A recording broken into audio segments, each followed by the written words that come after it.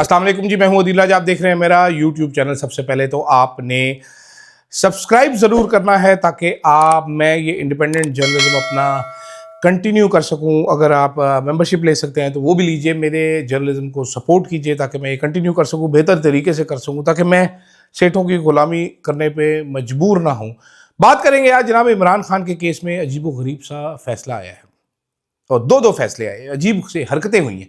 वो क्या है उस पर बात करूंगा। साथ साथ चाचू पूछ कर बताऊंगा हमारे मुल्क का बेबस वजीर आजम किसे कहते हैं बेबस, वो आपको बताऊंगा। और साथ बात करेंगे मैडम मरीम नवाज गुस्सेनाक हो चुकी हैं, वो कैसे गुस्सेनाक हुई हैं उस पर भी बात करते हैं जनाब। वो बड़े ज़रूरी है बात करना कि गुस्सेनाक क्यों हुई हैं। और प्लॉट और टाउट जीत गए। प्लॉट और टाउट हमेशा जीतते हैं, हम हार जाते हैं, आवाम हार जाती है, लेकिन प्लॉट नहीं हारते।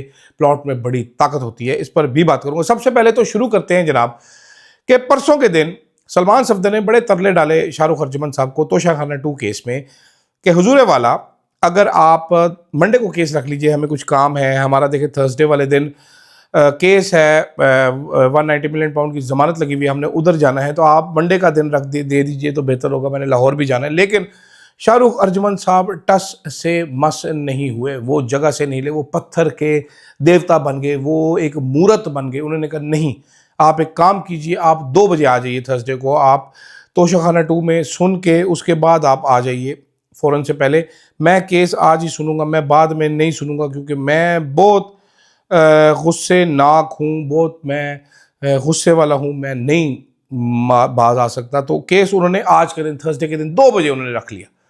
लेकिन हैरत अंगेज तौर पर हुआ क्या कि जब तोशाखाना सुनने के लिए सुबह सुबह ख्वार होकर ये लोग तहरीक इंसाफ वाले उधर पहुंचे, तो उधर जज साहब ने कहा जी मेरा एक फंक्शन है तो मैं उधर जा रहा हूँ। अब मुझे नहीं पता जज साहब ने केड़ी लुड्डी पानी सी उठे, वो चले गए उधर, तो इसलिए मैं तोशाखाना केस नहीं सुन सकता। 10 महीने से ये केस लगा हुआ है, उन्होंने 10 महीने से ये केस नहीं सुना।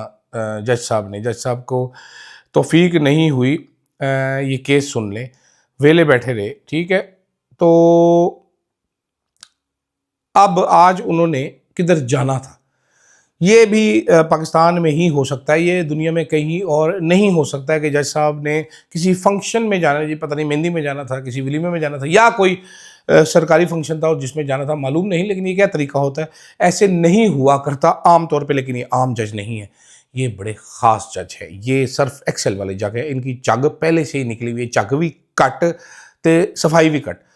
दूसरा केस जी माफ़ कीजिएगा, दूसरे केस में जब वो केस पहुंचा, दलाइल ख़त्म हुए, तो शाहरुख अर्जुमन साहब ने वो केस की नई डेट दी है 29 अक्टूबर, यानी कि तहरीक इंसाफ वालों को 14 दिन दे दिए बीच में।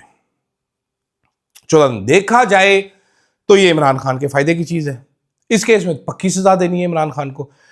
केस तमाशा है, केस एक जोक है, एक इंसाफ के निज़ाम पर सवाल है, पूरे का पूरा लतीफ़ा है, सस्ता और गैर मियारी लतीफ़ा है। And I am being very honest when I से दिस, मैं कम कह रहा हूँ, इससे ज़्यादा बिस्ती की जा सकती है। इस तरह की केस है, अगर ये केस ओपन कोर्ट में चलते, फ्री रिपोर्टिंग होती, तो आप हंस के दौरे हो जाते, हो सकता है आप बिस्तरे से नीचे गिर जाते। लेकिन अगर आप बिस्तरे से नीचे गिरते तो आपको चोट लग जाती थी, आपकी हिप्पी टूट सकती थी। तो हुकूमत और एस्टेब्लिशमेंट ने आपको चोट लगने से बचाने के लिए ये केस का खुफिया ट्रायल, जेल ट्रायल किया और रिपोर्टर्स को अंदर अलाउ नहीं किया। सिर्फ टाउट्स को अंदर भेजा गया जो कि मतलूबा मालूमात सिर्फ बाहर लेकर आए।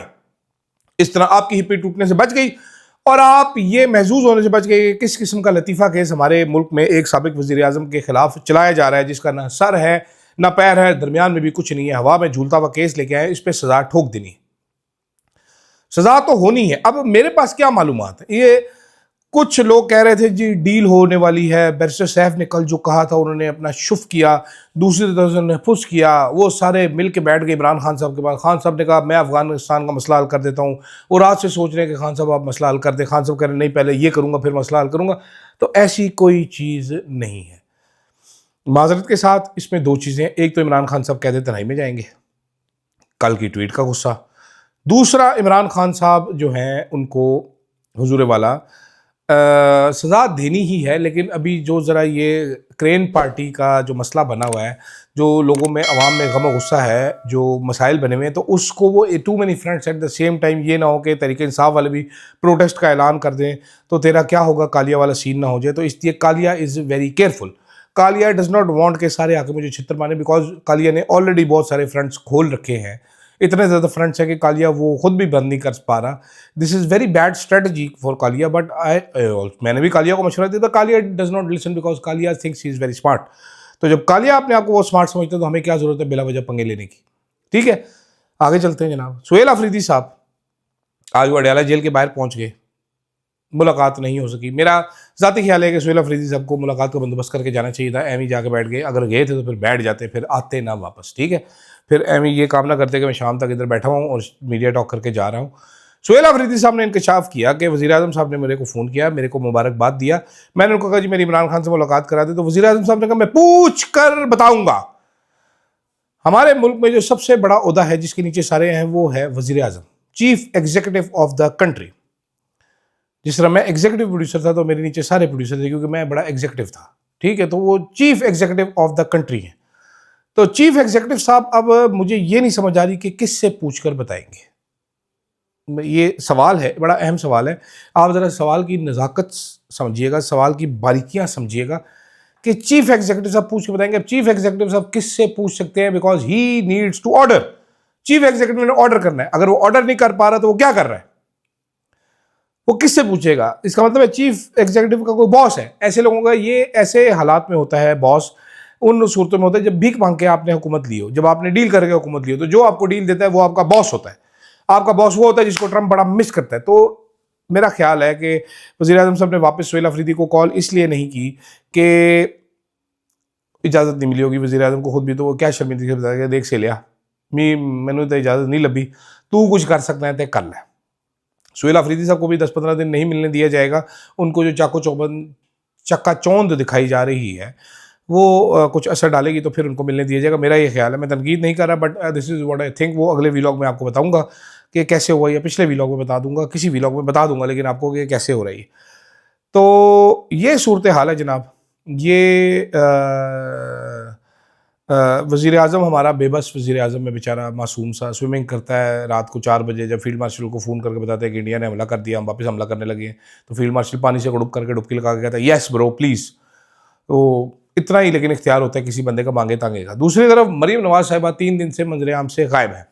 मुसद्दका इत्तलात हैं कि she is at home, she is working from home. Working from home हमने पहली बार किया था जब हम कोरोना आया था, तो हम वर्क फ्रॉम होम करते थे। वर्क फ्रॉम होम में हम घर बैठ के पूरा दिन गप्पे मारते थे और बकवास याद करते थे और कोई काम नहीं करते थे, लेकिन बाद में दफ्तर को बताते थे कि हमने बड़ा छिक के काम किया है। हम कच्छा पहन के कैमरे के आगे बैठ भी जाते थे मीटिंग जाली सी करने के लिए जूम की, और 10-15 मिनट एक दूसरे को लतीफ़े सुना के मीटिंग बंद कर देते थे। तो वर्क फ्रॉम होम कर रही हैं, लेकिन वर्क फ्रॉम होम में मरीम नवाज साहब हो गई हैं बहुत गुस्सेनाक। इन्होंने कहा जी तहस नहस करके रख दो टीएलपी को, इनकी मस्जिदों को ताले लगा दो, इनके मदरसों पर कब्जे कर लो, इनके साइन बोर्ड उठा के फेंक दो, सारों को गिरफ्तार कर लो, सबको पकड़ लो, सबको जकड़ लो यहाँ तक कि इमरान खान के ऊपर भी एक अदद मुकदमा ठोक दो। इतनी गुस्सेनाक हो गई वो, इतनी गुस्सेनाक हो गई, मुझे नहीं मालूम वो कितनी गुस्सेनाक हो गई, लेकिन तारीफें उनकी करवाई जा रही हैं कि मरीम नवाज ने वो काम कर दिया जो बड़े बड़े मर्द नहीं कर सके। मरीम नवाज ने छिक के रख दिया। अब ये तो वक्त ही बताएगा कि किसने किसको कब कैसे छिका है। इस तरह इमरान खान साहब पेरोल पे रिहाई की बात करें तो नहीं, सुबह भी पेरोल पे चलाया जा रहा है। मरीम नवाज को शायद इल्म भी ना हो कि वो बड़े बड़े फैसले कर चुकी है, लेकिन उन्होंने कर लिए तमाम फैसले। सख्त गुस्सेनाक हुई हुई है वो, एम किसी को चपेट चपोट ना करा दे। आज भी कल भी एक राना इकबाल साहब की मैंने ट्वीट किया था कि वो मिलने जाएंगे उनसे। वो नए नए काबीना के मेंबर है, मेरा ख्याल है 82 साल के, too young and too energetic वो अंकल हैं, वो आए हैं। वो मेरा ख्याल है कि अगर वो काबीना का पूरे स्पेलिंग सुनाने बैठे तो उनको 5-7 मिनट लग जाएंगे, लेकिन इस मुल्क में जहाँ पर जेन जी जो है वो ओवर पॉपुलेटेड है यानी कि मेजॉरिटी में है, वहाँ पर 82 साल का मिनिस्टर पंजाब में बिल्कुल फिट बैठेगा, क्योंकि तजर्बे का कोई मोल नहीं होता। 82 साल पहले जो उन्होंने सीखा था वो यही करेंगे। आखिर में जनाबे वाला बात छोटी सी करनी है मैंने, क्योंकि बड़ी बात करने को कोई फ़ायदा नहीं होता, कौन सा लोगों को बड़ी समझ आ जाती है।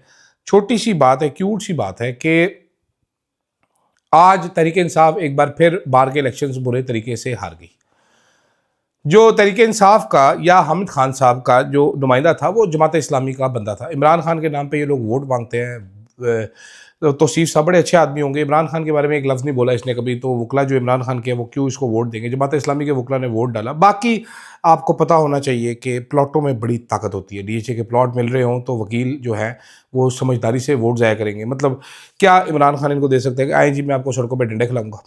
आज़म नज़ीर तारड़ साहब, एहसन बून साहब उधर खड़े होकर बता रहे हैं कि मेरे पास आजा प्यारे, तुझे प्लॉट दूंगा, डीएचए में कोने वाला प्लॉट दूंगा, एक्स्ट्रा लैंड के साथ दूंगा, तुझे पहाड़ी के साथ दूंगा, तुझे इधर दूंगा, बेहतरीन रेटों पे दूंगा, थोड़ी किस्तें शुरू वाली देना, एंड वाली माफ़ भी करवा दूंगा। इमरान खान इनको बता रहे हैं आओ आइन के मुताबिक जदोजहद करें, सड़कों पर आंसू गैस खाएँ, लितर खाएँ, दहशतगर्दी के पर्चे करवाएँ, घर पर छापा पड़वाएँ, घर तोड़वा भी लें थोड़ा सा अपना, हैं जी। तो ऐसे में किसको वोट मिलना था, ये बड़े सारे लोग कह रहे हैं तरीके इंसाफ के।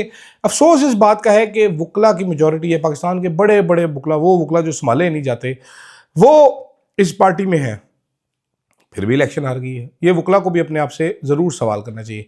खैर बस मैं बोर हो गया हूँ इस बातें कर करके इनकी, तो मैं व्लॉग ख़त्म कर रहा हूँ यहाँ पर। आप लोग सब्सक्राइब ज़रूर कीजिएगा, फीडबैक ज़रूर दीजिएगा। अल्लाह हाफ़िज़।